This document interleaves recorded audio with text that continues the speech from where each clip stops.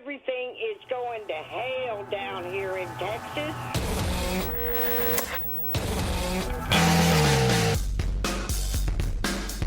What's up, everybody? Big Bad Bob with you today.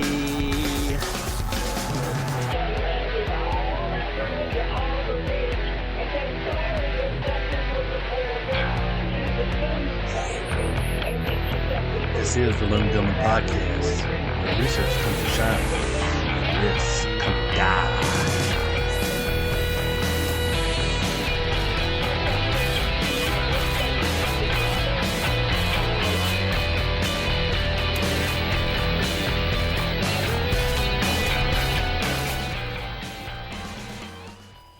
Hola and como esta and all that jazz. What's up, everybody?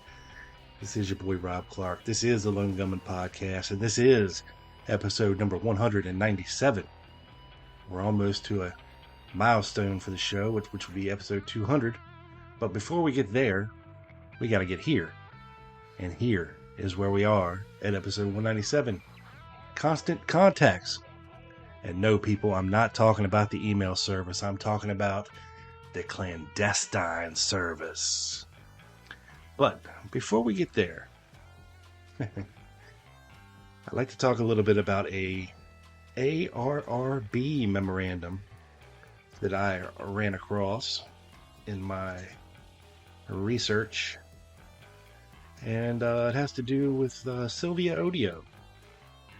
Oh no, Sylvia Odio. That's right. So, let's see what they're talking about here, folks. And this is to Jeremy Gunn. And we are CCing Brian Rosen, Kevin Tiernan, Tim Ray, Joan Zimmer. And this is from Manuel E. Legaspi. Subject, Sylvia Odio. Sylvia Odio was a young Cuban exile living in Dallas, Texas during the latter part of 1963. She made the now famous allegation that Lee Harvey Oswald visited her home sometime in late September of 63, accompanied by two other individuals of Cuban or Mexican descent.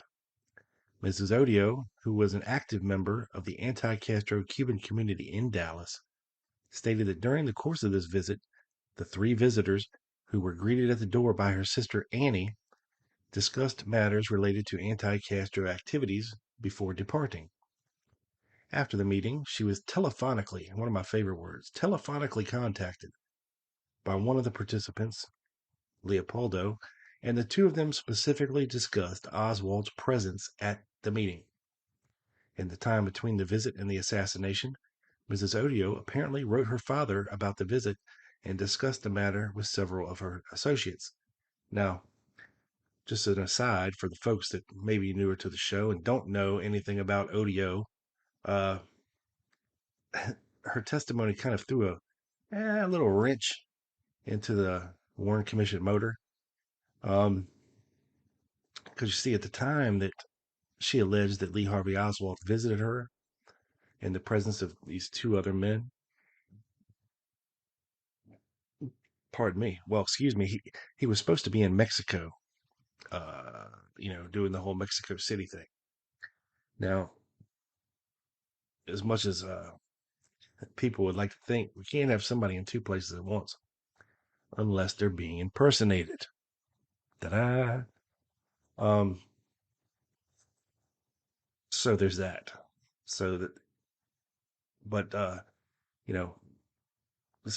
Odio didn't really have a reason to lie, about anything.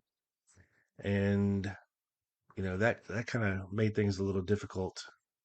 Well, not really, because all they did at the Warren Commission was basically just dismiss her as being mistaken as to the dates of the alleged visit.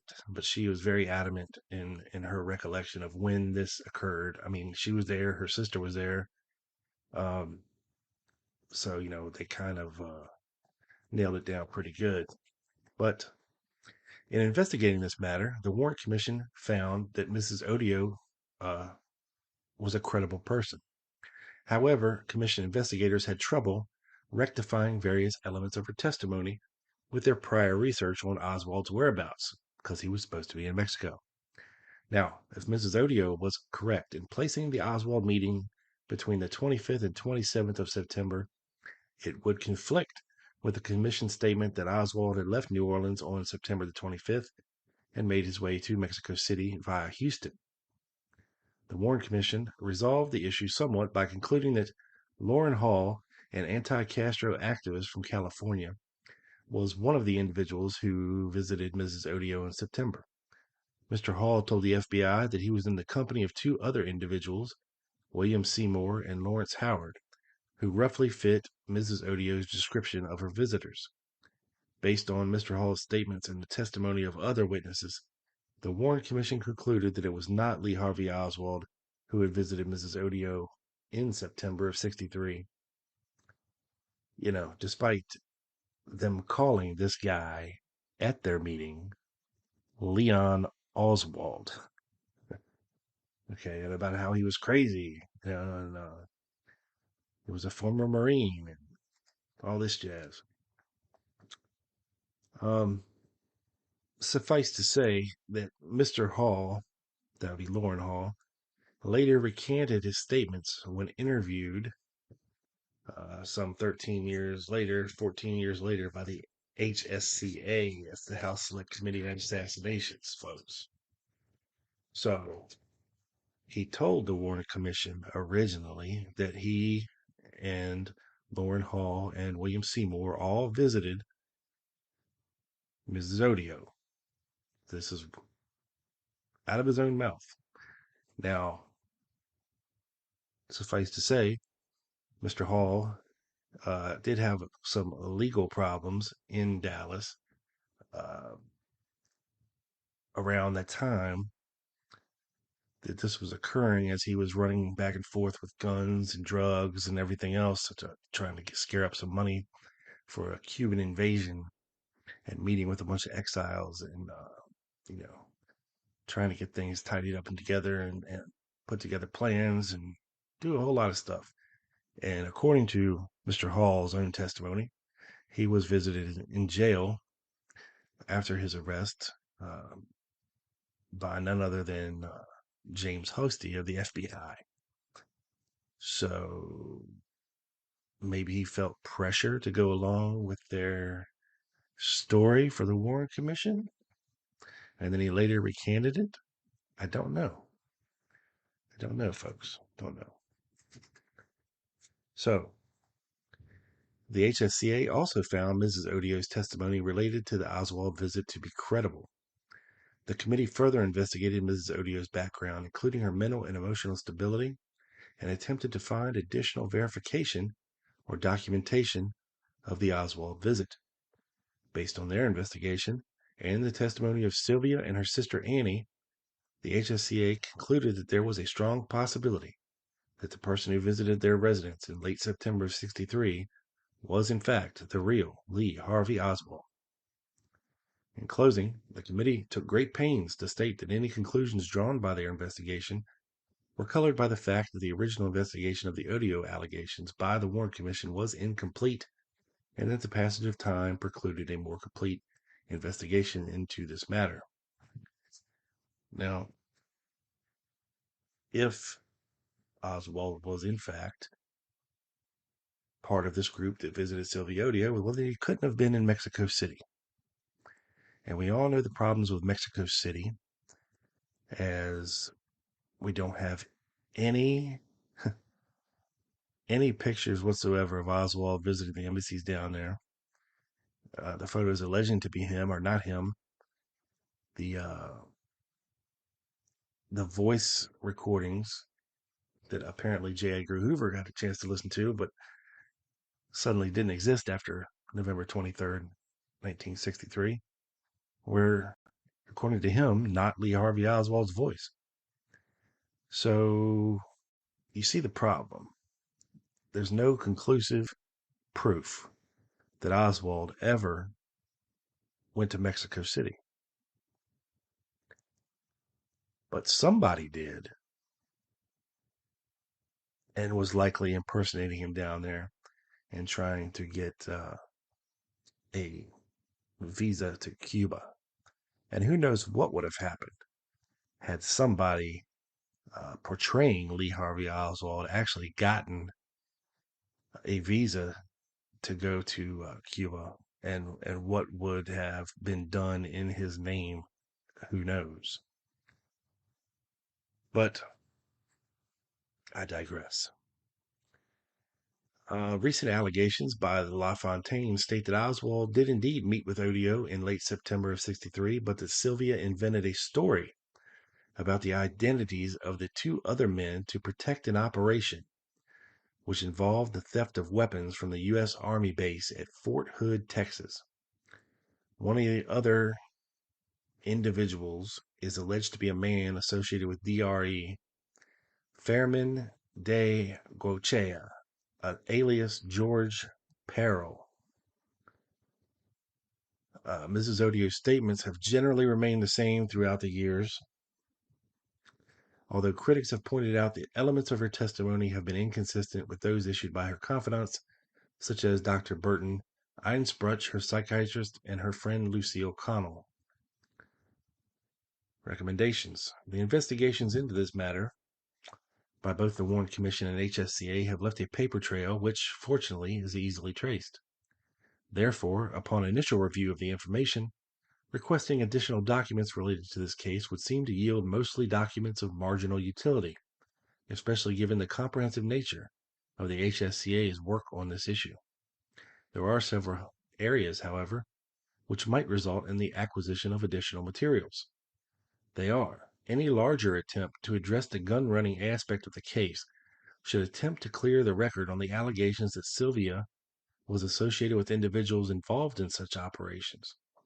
This can be accomplished by 1. Obtaining government and local law enforcement files on the monitoring of anti-Castro meetings and operations originating in Dallas, and 2. Obtaining governmental documents, if they exist, on individuals allegedly linked to Sylvia and the gun runners, such as her sister Sarita and Augustin Guitart, etc. Additional attempts to find materials that could determine the veracity of Sylvia Odio's statements, such as any private records related to Cuban exile meetings in the Dallas area. More information on anti-Castro activities in Dallas at the time of the assassination would probably be detailed in internal exile group records, such as the recently donated DRE papers at the University of Miami. An interview with Sylvia Odio may prove to be fruitful if the ARRB staff decides to ask her more questions about the depth of her knowledge of possible gun running activities and other anti-Castro activities in the Dallas area prior to the Kennedy assassination, and the minor inconsistencies in her and her associates' statements throughout the years. Some document search recommendations are for Amador Odio, who is Sylvia's father, Annie Odio, her sister, Sarita Odio, her sister, Rogelio Cisneros, a Cuban exile contact of Sylvia's, went by the war name Eugenio, Marcela Insua, active member of the Dallas Cuban exile community, Lauren Hall, William Seymour, Lawrence Howard, Father Walter McCann, Sylvia's pastor and confidant. Sylvia allegedly informed Father McCann of the Oswald meeting prior to the assassination, which is interesting and adds credence to her story. Dr. Burton Einspruch, who's Sylvia's psychiatrist, Lucille Connell, Sylvia's confidant and noted Dallas socialite, Dr. Augustin Guitart, New Orleans anti-Castro Cuban and an associate of Father McCann. John Martino, former Castro prisoner, spoke on his experiences at a Cuban meeting in Dallas attended by Sylvia Odio, Father McCann, and General Edwin Walker. There have been rumors that Sylvia saw Oswald at this and other meetings and spoke about him to her associates. Okay. That's interesting. Fairman de Gochea, an anti-Castro Cuban allegedly associated with Sylvia Odio, who was allegedly planning an invasion of Cuba at the time of the assassination. John Thomas Mason, Dallas area gunrunner at the time. George Nante, captain in the USA, and any records pertaining to the Directorio Revolucionario Estudiante DRE or the Junta Revolucionaria Cubana, the JURE. So, interesting. You know, the ARRB wasn't necessarily investigating things, uh, but merely collecting records on things, which led them to have to do a little bit of research and digging in order to get to things. And sometimes it turned things up.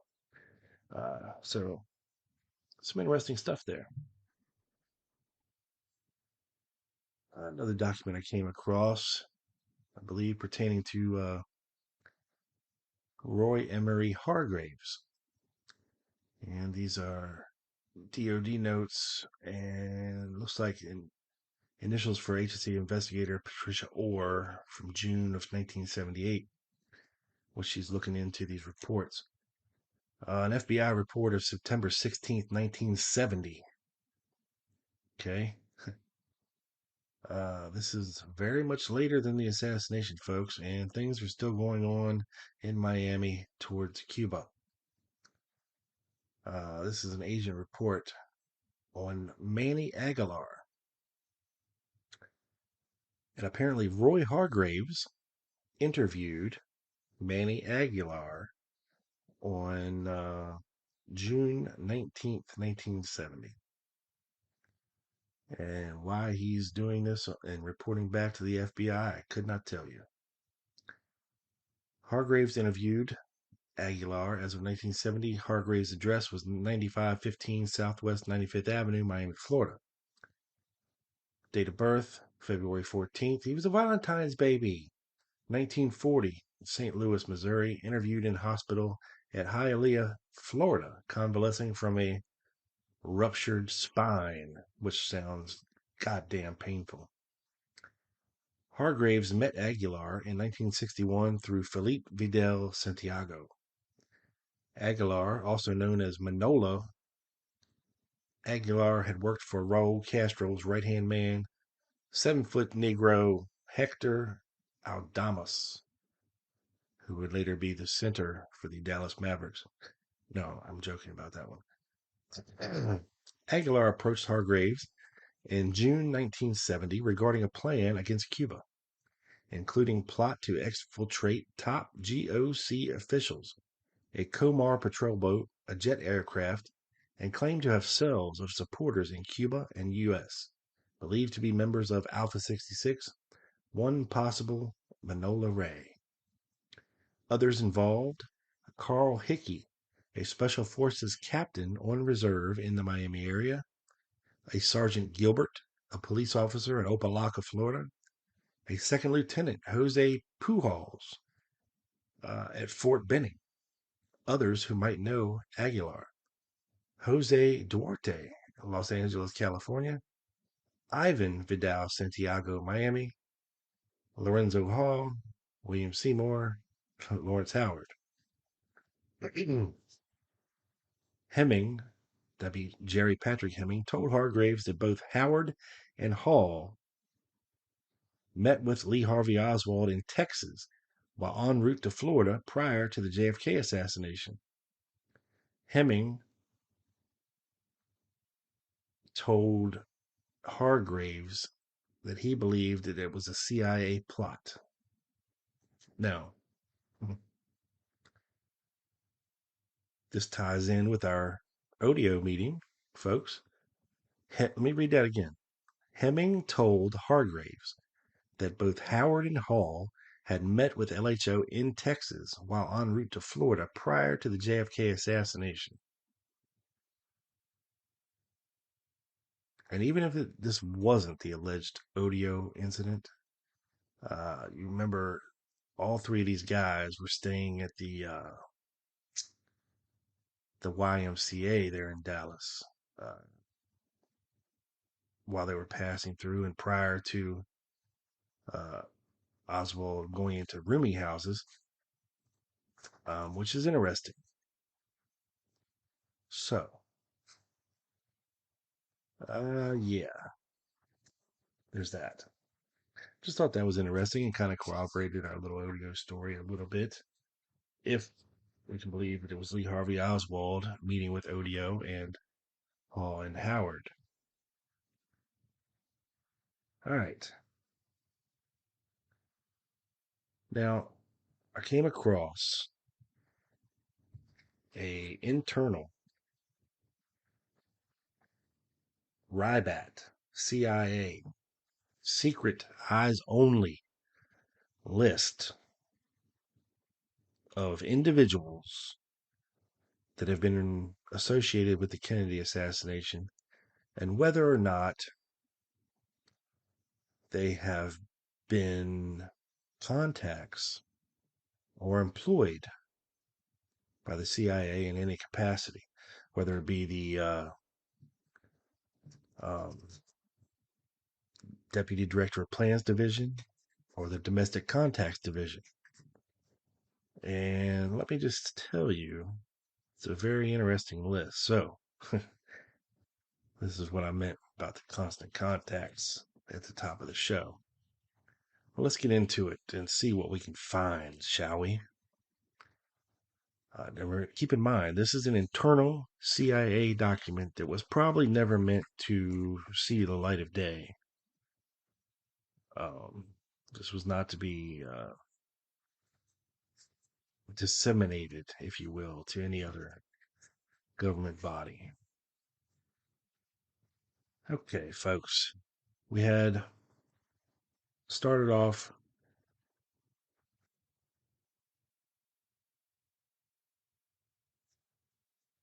Hang on a second. May have thrown the first page away. That would be a disaster. Let's not do that. I did. Okay. We're back in business. I found it. Okay. Da, da, da, da.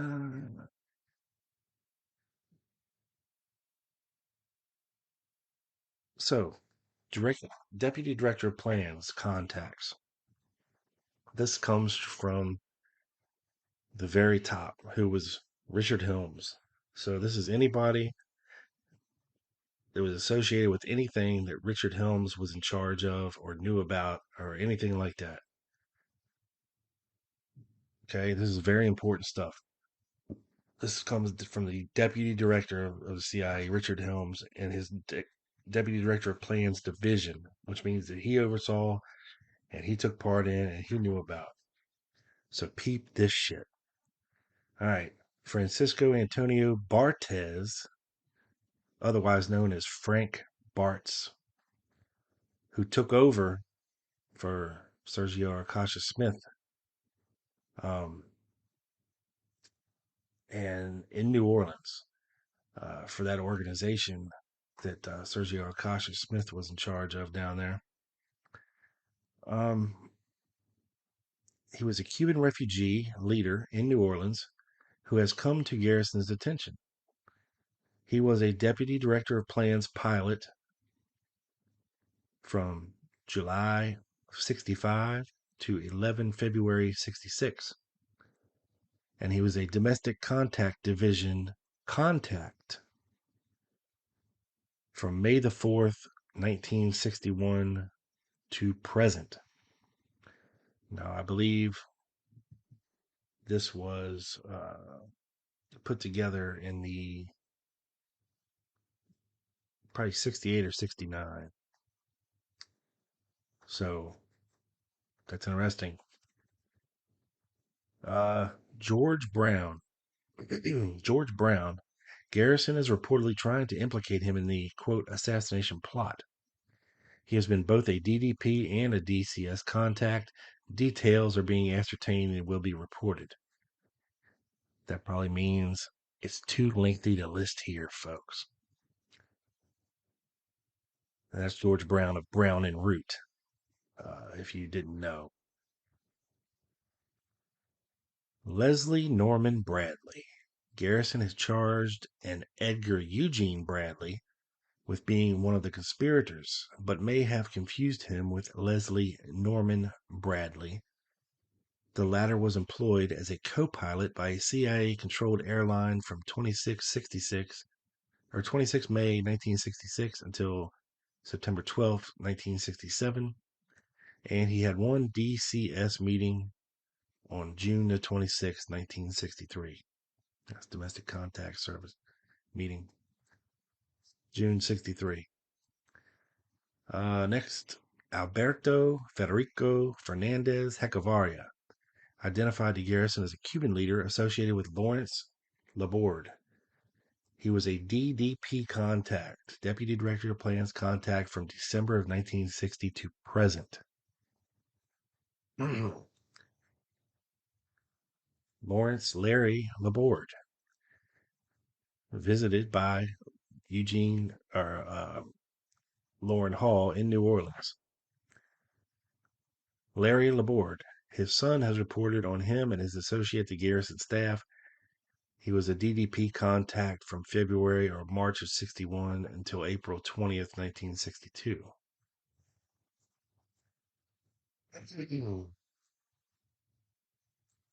Alfred Moran has been questioned by Garrison staff. He was a DDP contact from 27 December 62 to present. DCS contact from 21 December 62 to present. Since 19 November 64, contacts for the DDP have been handled by the DCS. So, anything that the Deputy Director Plans Division wanted from this guy was handled by the Domestic Contact Service since 1964. Alfred Moran was that guy's name. Not sure why he was questioned by Garrison, but interesting. Next, Victor Manuel Panque Batista has been identified to Garrison as having been in charge of a CIA training camp in Louisiana. He was with the Deputy Director of Plans Division from 13 November 64 until 31 October 65. Emilio Santana was interrogated by Garrison and staff for 5 days in February of 67. He was a DDP contact from October 62 to October 63. Interesting. Carlos Brignier has been interrogated and polygraphed by Garrison. He is a DCS contact from February and April of 1967. William Dalzell has been questioned by Garrison's staff. He alleged he was affiliated with the CIA. He was a DCI contact in November of 1960 or through February 61. Gerald Patrick Hemming Jr. was identified to Garrison staff as a paramilitary instructor of Cubans and later visited Garrison's office. He was a DCS contact from October 1960 to March 1961. Jack Rogers, a Baton Rouge attorney in touch with Garrison staff. He was a DCS contact from September of 59 to the present. Clay Shaw, arrested by Garrison on a charge of conspiring to assassinate President Kennedy. DCS ties from December of 1948 until May of 1956. Cecil Maxwell Shilstone, member of Truth and Consequences, Inc., which donates money to Garrison's office, a lifelong friend of two members of the DCS office in New Orleans, but official contact ended in 1956. Schlumberger Well Surveying Corporation, said by Garrison and others to have been the original owner of explosives removed from a bunker at CIA's instigation for use at the Bay of Pigs. Current DCS contacts with various Schlumberger offices. John Garrett Underhill Jr., deceased, Ramparts has played him up as a CIA contact and knew that the agency was behind the assassins. DCS contact from late 49 to the mid-50s. Valentino Ashworth, interviewed by Garrison staff, now in jail. Ashworth has claimed a link with CIA and former association with Oswald. This office maintains no ties with Valentine Ashworth. Guy Bannister, deceased. Ramparts has alleged that he was associated with CIA and with Minutemen involved in the assassination. This office maintained no ties with Guy Bannister. Maurice Brooks Gatlin Sr., deceased. Ramparts has alleged that he was associated with Bannister and the CIA. This office maintains no records of using Mr. Gatlin. David W. Ferry, deceased. Garrison has charged that Ferry was a member of the conspiracy for the assassination of President Kennedy and that he worked for CIA. This office maintains no connections with David W. Ferry. Lauren Eugene Hall, subpoenaed by Garrison as a material witness. Garrison charges that he worked for the CIA. This office has never contacted Lauren Eugene Hall. Lawrence Howard Jr., same as above. Jules Rico Kimball offered information to Garrison staff, claimed an affiliation with the FBI or with the CIA. This office maintains he had no affiliation with the CIA.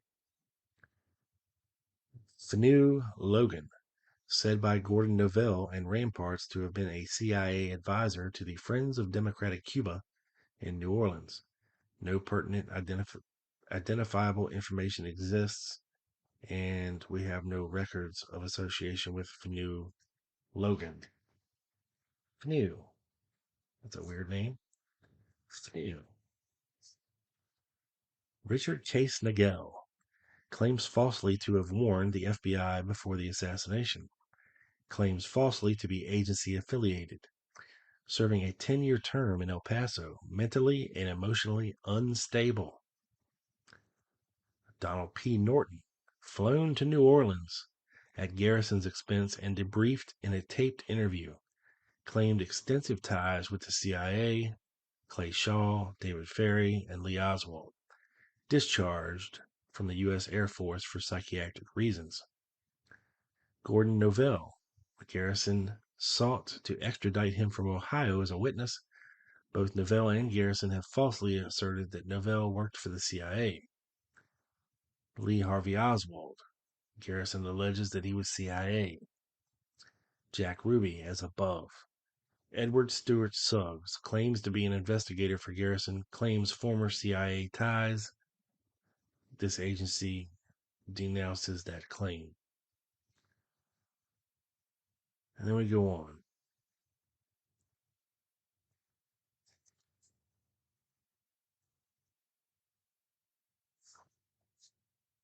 Details. This memorandum provides information about two types of persons who are presently or potentially involved in Jim Garrison's investigation of the assassination of President Kennedy and who are or were associated with the CIA. Information is also included about a third category, those who have never been associated with the CIA, but about whom a CIA tie has been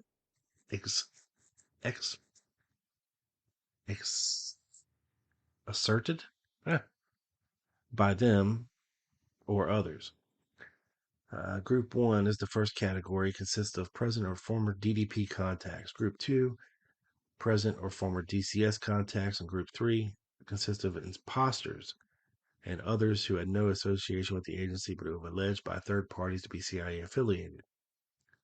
Group 1, total of 8. Francisco Antonio Barthez.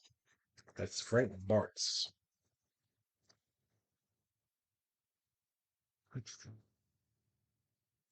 Yeah, he was a former position as head of the Cuban Revolutionary Council, the CRC, before Sergio Arcacha Smith gave it up.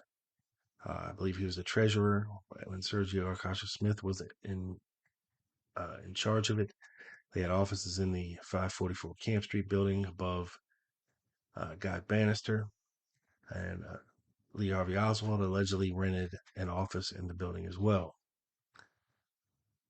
His former position as head of the CRC in New Orleans and his earlier tie to Lawrence Laborde and others in respect to guerrilla training for anti-Castro Cubans has already, however, been drawn to Garrison's attention.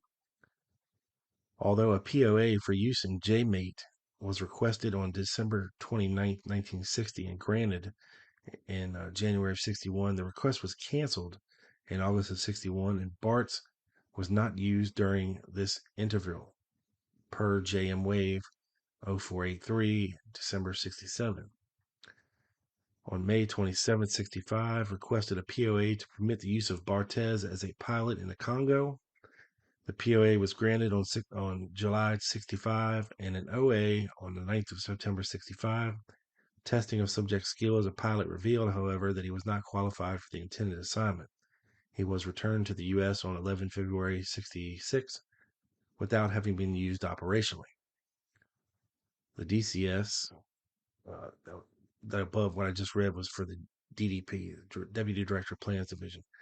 Now the DCS, the first contact of DCS New Orleans with Barthez occurred on May 4, 61. Between that date and January 67, a total of 13 meetings took place.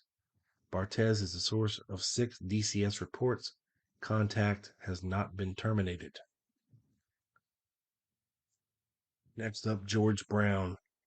Involvement in the Garrison investigation. A DCS Houston report of 2767 states that George Brown received a disturbing phone call on 22 December 67 from Hugh Ainsworth of Newsweek, who said that Bill Gervich, an investigator to William Gervich, had indicated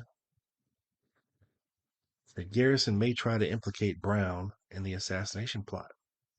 The allegation is that in some unspecified manner, Brown was involved with the CIA in its objective of covering up the conspiracy for President Johnson.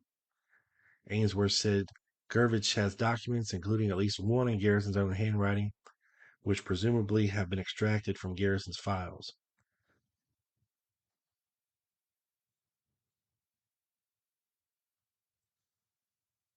So, Gervich extracted files from Garrison. Okay.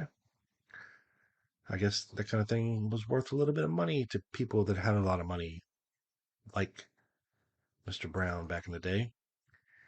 DDP relationship. The above report says that Brown has cooperated closely with the CIA in funding operations, and checks are underway. Does that mean checks are in the mail, or checks are on the way? I don't know. Sounds like a damn close relationship, though. Next up, Leslie Norman Bradley. Involvement in Garrison's investigation, none known to date. Several U.S. newspapers reported that on 20 December, Garrison's office had accused one Edgar Eugene Bradley of North Hollywood, California, of conspiring to assassinate President Kennedy. On 27 December, he was arraigned on a fugitive complaint and released on his own cognizance. Extradition is currently moot. There is no CIA record of Edgar Eugene Bradley. On or about 20 December, however, the Washington Bureau of the LA Times made an inquiry of the DCI regarding Leslie Norman Bradley. The Newsweek issue of 8 January 68 speculated that Garrison might have confused Edgar Eugene with either of 2 other men, one of whom is a sometimes pilot named Bradley, who was once jailed in Cuba for anti-Castro activities. This description fits Leslie Norman Bradley. At his request, Leslie Norman Bradley was met by the DCS office in Minneapolis for 1.5 hours on June the 26th, 63, and there was no other DCS contact made with Mr. Bradley. Bradley and 2 companions were arrested by Cuban G2 on May 23, 1960, on a charge of counter-revolutionary activity. Bradley collaborated with the Cuban authorities while imprisoned on the Isle of Pines. He was repatriated with other Americans in April of 1963. Domestic Division requested a provisional covert security approval order to use Leslie Norman Bradley inside the continental U.S. as a co-pilot employed by Southern Air Transport, based in Miami. On 31 October 66, requested cancellation and employment was considered terminated. It was later established, however, the subject remained employed until 12 September 67, when he was dropped for unsatisfactory performance. Further contact is underway. Alberto Federico Fernandez Hecavarria. Involvement in Garrison's investigation, Fernandez was identified to one of Garrison's staff as the head of a Cuban organization which employed Larry Laborde and others. Laborde's son Michael also said that his father worked for the CIA. DDP relationship. Fernandez has been a contact of the Miami station Jamwave from December 1960 to the present, although payment ceased on December 1, 65. Larry Laborde. Involvement in Garrison's investigation. May 11, 1967, Laborde telephoned the DCS office in New Orleans, said that he was an ex-CIA employee, and added that he feared Garrison would subpoena him, and requested assistance or advice. Michael Laborde, the son of Lawrence, has told members of Garrison's staff that his father was associated with Alberto Fernandez Echevarria, also with Gerald Patrick Hemming, and one Roy, perhaps Leroy Collins or Roy Hargraves, in training Cubans as guerrilla fighters. Michael Laborde has also implicated CIA in his training. On 2767 September, Lawrence Laborde again called the DCS office in New Orleans. In accordance with headquarters instructions, he was told that there was nothing to discuss. Laborde was a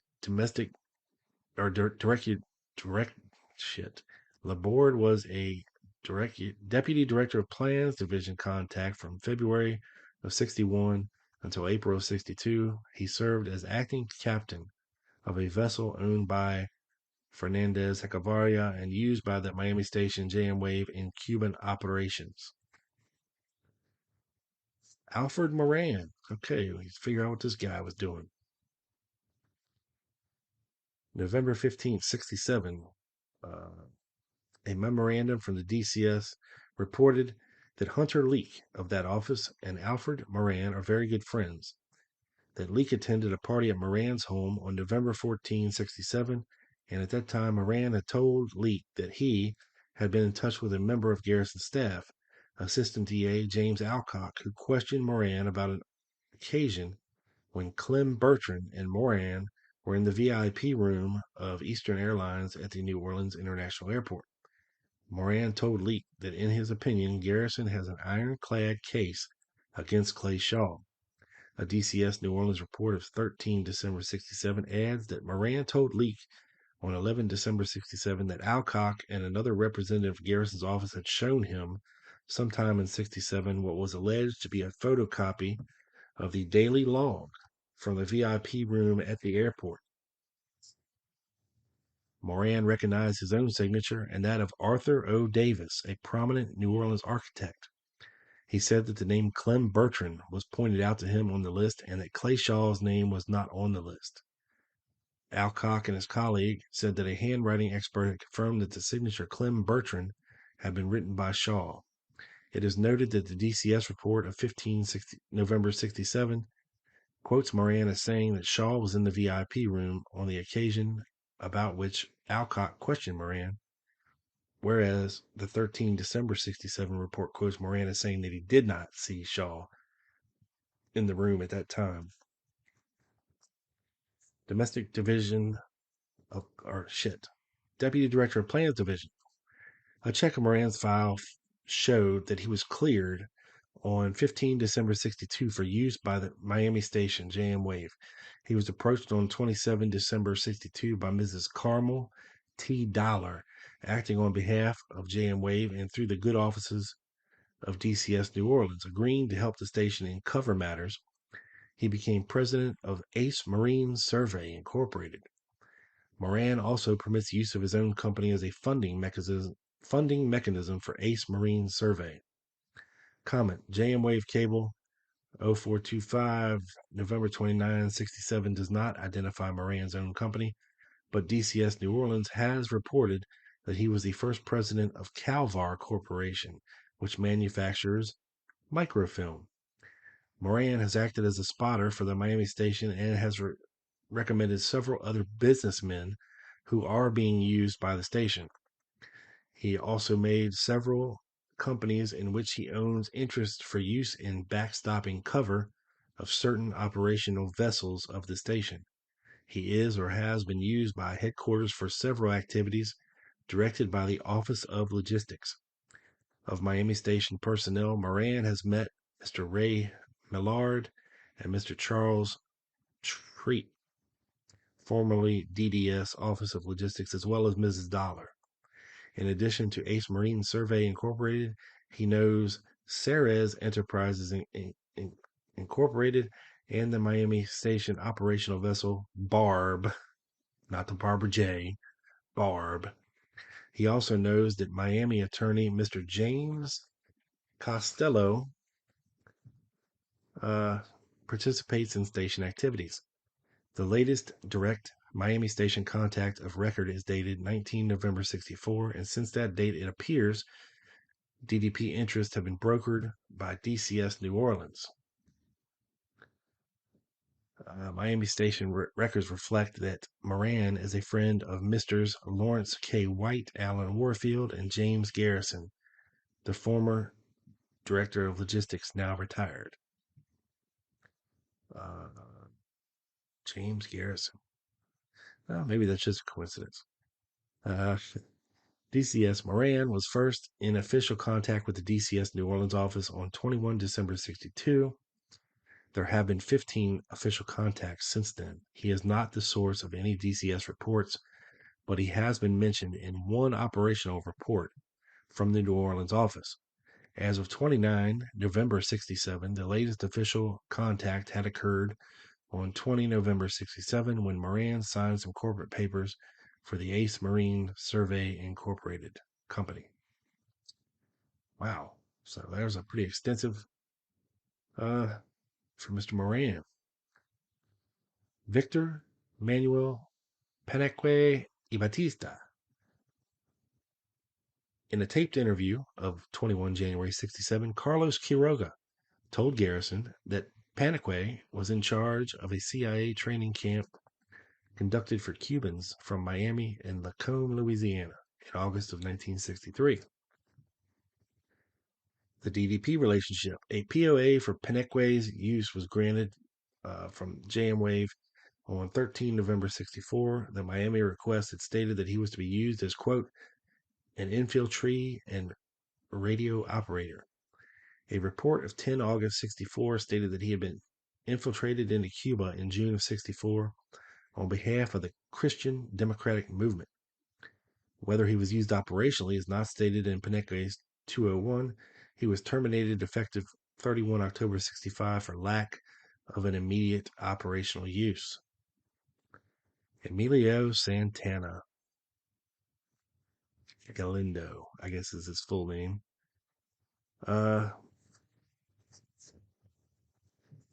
His DDP relationship. Santana was recruited by the Miami station in October of 62. After participating in May of 63 in a single infiltration-exfiltration operation, he was terminated in October of 63, a year later. Group 2, total of 8. Carlos Jose Grenier. Involvement in Garrison's investigation. Grenier has been questioned and polygraphed by Garrison. Among the questions asked of Grenier while he was being polygraphed was whether or not he had been contacted by the CIA. He said that he had not. His DCS relationship, DCS New Orleans interviewed Grenier 4 times at his request on 1 and 2 February 67 and on 5 and 6 April 67. As of 13 October 67, there had been no other contact. William Wayne Dalzell. Involvement in Garrison's investigation. Gordon Novell has stated that Garrison is interested in Dalzell. This from Ramparts of January 68, page 53 states, another of the incorporators of the Friends of Democratic Cuba. was William Wayne Dalzell,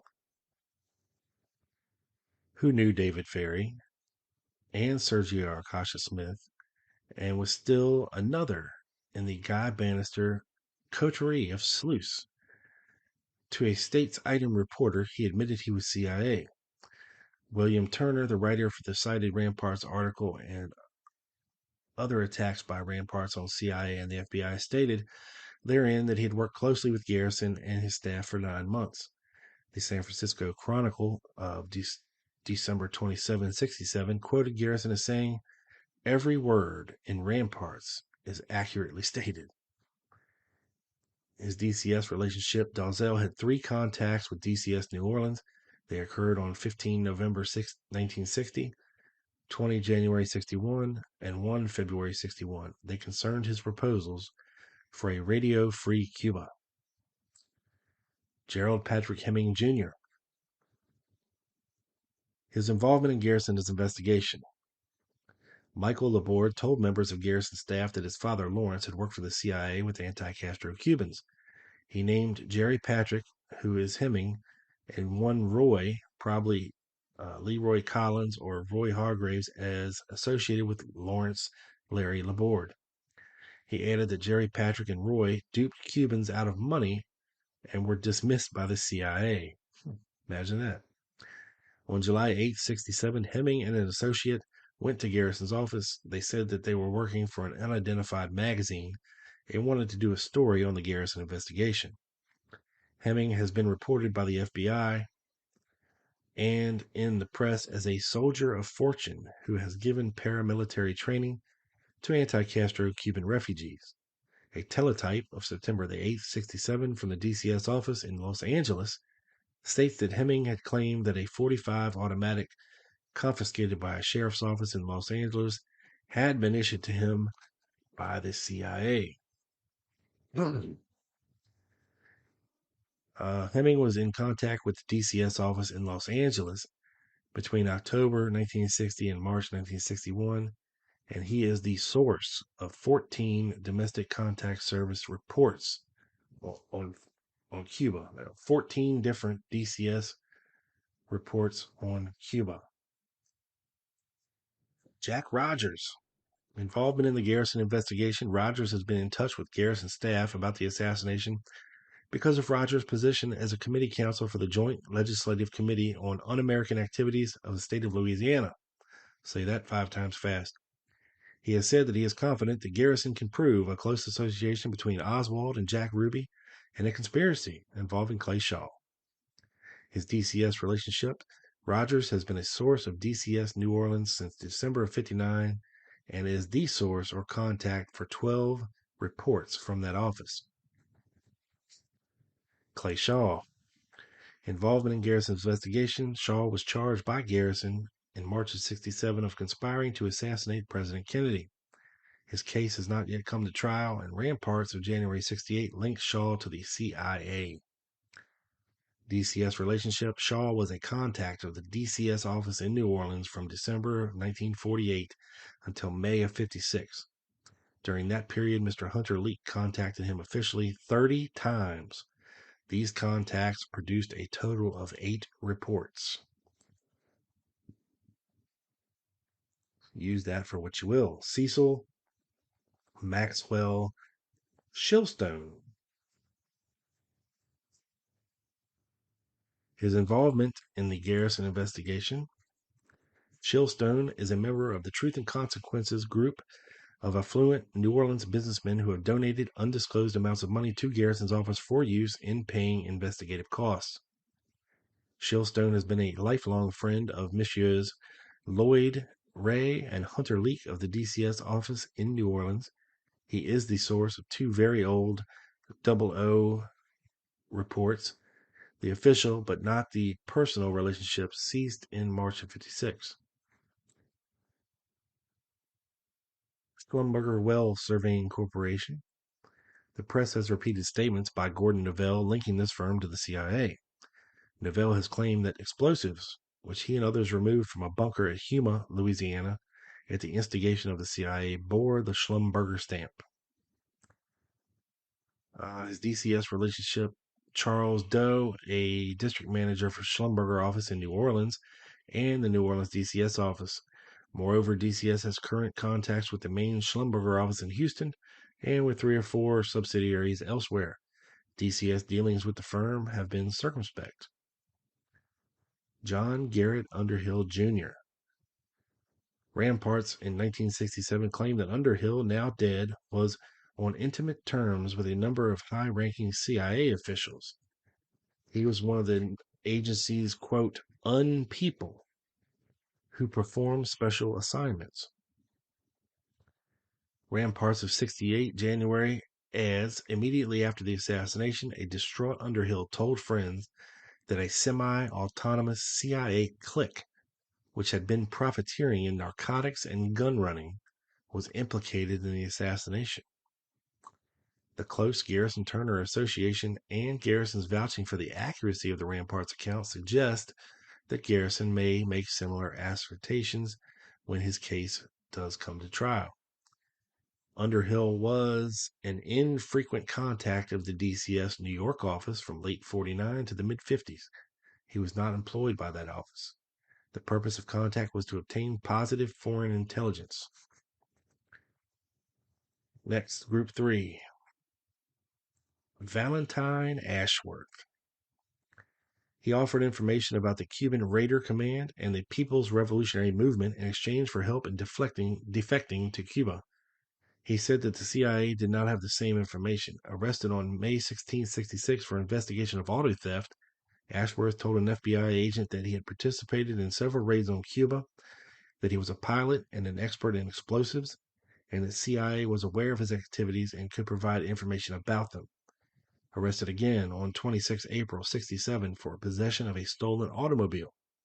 Ashworth was sent to jail in Lake Charles, Louisiana, and a fellow inmate, one Richard Phillips, wrote the FBI to say that Ashworth claimed to have shared an apartment in Ohio with Lee Harvey Oswald, and that Oswald and he belonged to a group of New Orleans Cubans who killed President Kennedy and were supposed to kill Castro at the same time. And also that Oswald was a patsy and didn't fire a shot. That Kennedy's assassins were, as was Oswald, trained by the CIA, etc. On 13 October 1967, a deputy sheriff advised the FBI that an unidentified assistant district attorney on Garrison's staff had come to Lake Charles 1 month earlier and interviewed Ashworth for an hour. According to Phillips, Garrison's representatives have questioned Ashworth 4 times and have asked him if he was a member of the CIA. The U.S. Marine Corps advised on 3 January 1968 that Ashworth enlisted in December of 1952 and was honorably discharged in March of 1953. He re-enlisted the next day and then served until 3 December 1954. When given a bad conduct discharge following a general court-martial at which he was found guilty of unlawful absence and failure to obey lawful orders. CIA relationships with this man, none. Guy Bannister. Ramparts, January 1968, states that a former Minuteman named Jerry Milton Brooks had said that Bannister was the head of the Anti-Communism League of the Caribbean. Ramparts asserts that this league was assertedly an intermediary between the CIA and Caribbean insurgency movements. CIA relationship, none. According to our records, Maurice Brooks Gatlin Sr. was legal counsel, not, as Rampart says, to the Anti-Communism League of the Caribbean, but to the Anti-Communism Committee of the Americas. FBI reporting clearly that Gatlin was the sole member of this national group. An FBI report of 14 February 1961 quoted Bannister as saying that he had never been an officer or member of the group, Gatlin's claims to the contrary notwithstanding.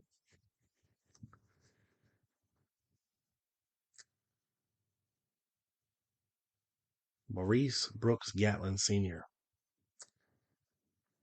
Involvement in Garrison's investigation. Ramparts of January 1968 quotes one Jerry Milton Brooks as claiming to have been sort of a protege of Gatlin.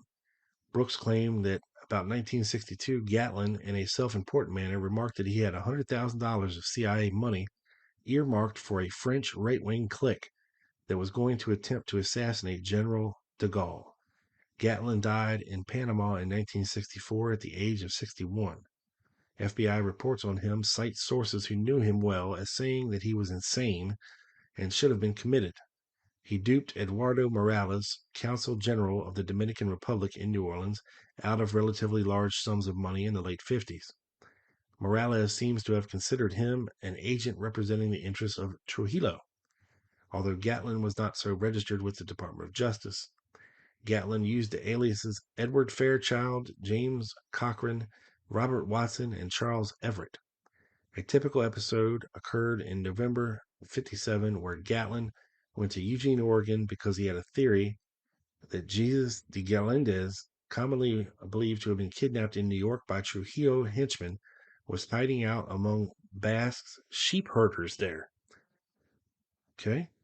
On December the 2nd, 1957, Gatlin presented himself to an FBI special agent in Eugene and said that if he was found dead in Eugene, it was murder, damn it, not suicide. CIA relationship, none. A 00 report of 10 December 53 states that on October 13, 53, Gatlin called on an 00 office, said that riots were scheduled to occur in Guatemala, and added that he thought some CIA reps there might be in danger.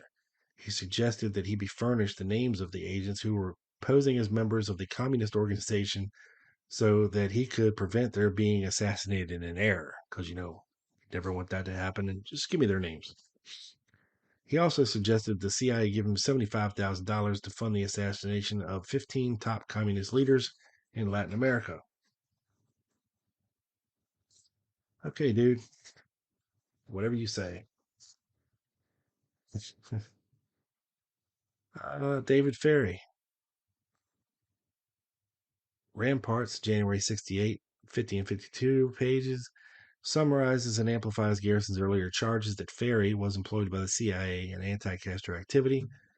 Ramparts cites an unidentified source as claiming that Ferry had confided that he was working for the CIA, rescuing Cubans out of Castro prisons. CIA relationship, none. Lauren Eugene Hall. Involvement in Garrison's investigation. Press and radio accounts of 29 December 67 through 68 stated that Garrison subpoenaed 3 men as material witnesses. They were Thomas Edward Beckham of Omaha, Nebraska, Lauren Eugene Hall of Kernville, California, and Lawrence John Howard Jr. of Los Angeles. The subpoenas allege that Hall and Howard checked into the Dallas YMCA in October of 63 and remained in Dallas until the assassination. Hall is said to have brought a weapon to Dallas. The subpoenas further allege that Hall and Howard were associated in Dallas with Jack Ruby and others, including Oswald, believed to have been involved in the assassination. The Garrison charges that in New Orleans, Hall and Howard were associated with Ferry, and in Florida, they had taken part in CIA-sponsored guerrilla training raids on Cuba. Hall denied ever meeting Oswald, Ruby, Ferry, or anyone else involved in the assassination, or anyone ever mentioned by Garrison, or anybody else ever mentioned at all in the world. CIA relationship, none. Hall served in the U.S. Army from 47 to 52 in West Germany and was given an honorable discharge for medical reasons. According to his father, he has suffered a mental breakdown and still subject to severe depression. He has been arrested several times, and he claims to be a soldier of fortune who once served Castro's cause, but some who know him think that he is lying. Lawrence Howard Jr. According to the Houston Chronicle, the subpoena alleges that Howard was engaged in CIA-sponsored guerrilla training in Florida, Louisiana, and Texas. Ramparts of January 68 repeats the old story that Mrs. Sylvia Odio was visited in Dallas in late September by 3 male strangers, Leopoldo, Angelo, and Leon Oswald.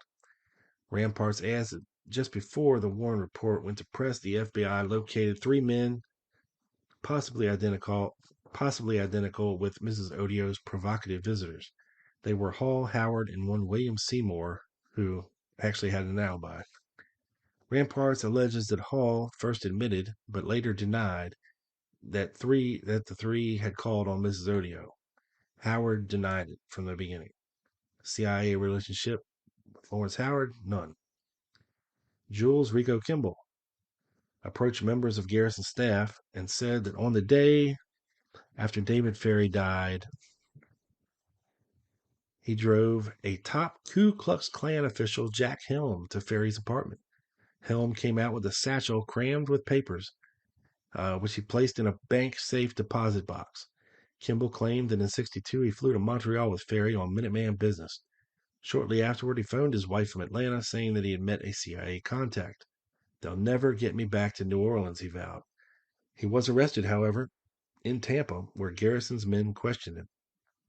He said that he had once worked special assignments for the CIA, and in verification named his agency contacts and the box number at the Lafayette Street station they had assigned him. He averred that he had recontacted the CIA after Walter Sheridan had counseled him to say nothing to the DA and go to Canada. An FBI report of 12 January 66 stated that men in the office of the sheriff of Avoyelles Parish, Louisiana, had said that Kimball is a pathological liar who has had frequent problems with the police and who is prone to violence. Deputy Sheriff Charles Kimball, half-brother of Jules, advised that his brother had made certain false statements to draw attention to himself in the hope of getting out of jail. CIA relationship? None. Kimball telephoned DCS New Orleans on August 4, '67 to say that Garrison was trying to connect him with the CIA, although he did not know why, and that Garrison had accused him of taking some papers from Ferry's apartment. But didn't he just say that? I don't know. FNU Logan. FNU. The Friends of Democratic Cuba was founded on 9 January '61. Government advisors to the Friends says an informant who was closely involved with the group were a CIA man named Logan and the FBI's Regis Kennedy. On May the 10th, 1967, the New Orleans office of the FBI, reporting information obtained from Gordon Novell, quoted him as saying that William Dalzell had been in touch with Kennedy and with CIA employee FNU Logan. Novell attributed this information to Dalzell's landlady, who he must have been banging in order to give her such intimate information. But I digress. CIA relationship? None. The DCS New Orleans office reported on 20 June '67 that there has never been a Logan in the office and that the records do not reflect dealings with anyone of that name. Headquarters traces have not revealed a Logan in New Orleans. Richard Case Nagel was a highly decorated infantry captain in the Korean War who he claims subsequently became a CIA agent. He had sent a registered letter to J. Edgar Hoover warning him of the impending assassination, which he says was then scheduled for the latter part of September, and the letter had gone unanswered. According to Ramparts, Nagel claimed that two groups called Bravo Club and Delta Club joined forces to kill President Kennedy. Meanwhile, CIA got wind of the plans and sent several agents into the field to ascertain whether they were for real.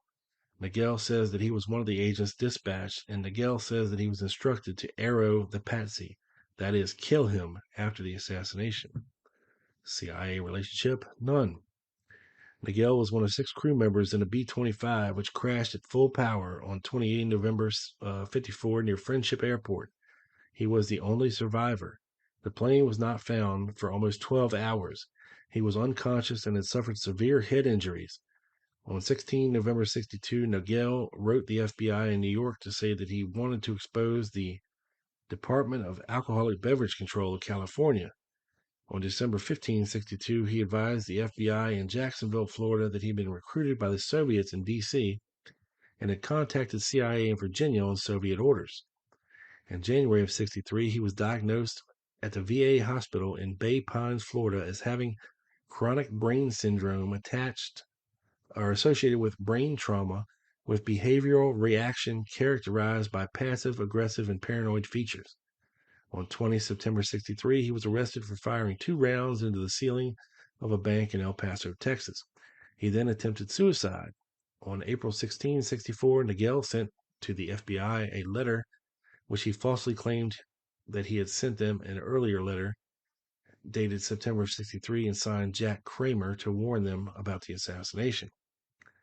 Donald Norton claimed to be an ex-CIA employee who delivered $150,000 to Ferry for transfer to Cuba and who picked up from Shaw $50,000 to be delivered to Oswald in Monterey, Mexico. On 15 July 67, Charles Ward of Garrison staff accompanied Norton to New Orleans for a taped interview.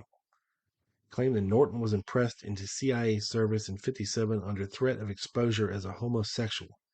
According to this article, Norton was told by CIA to take a long, quiet vacation because of something that was happening in New Orleans. CIA relationship, none.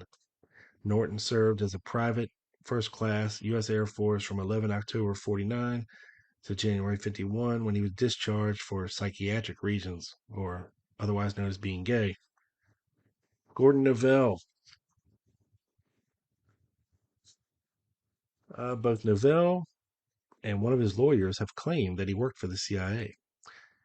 Garrison has sought until fairly recently to extradite Novell from Columbus, Ohio, but without success. Garrison has claimed, and Novell has agreed, that Novell, at the instigation of CIA, took part with others in stealing explosives from a bunker in Yuma, Louisiana. Novell has written a letter which implies that he was involved in CIA's Operation Double Check. Ramparts, January 1968, repeats the principal lies about Novell's CIA ties. CIA relationship, none. Lee Harvey Oswald. Garrison has repeatedly charged that Oswald was a patsy who did not kill anyone and that Oswald worked for the CIA.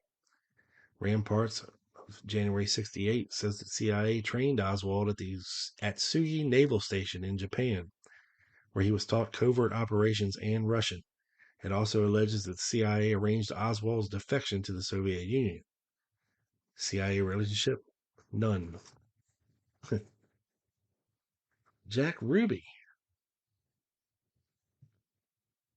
Garrison has repeatedly stated that Ruby, like Oswald, was employed by the CIA. He claims that CIA used Ruby as a bagman to smuggle arms for Cuban exile groups.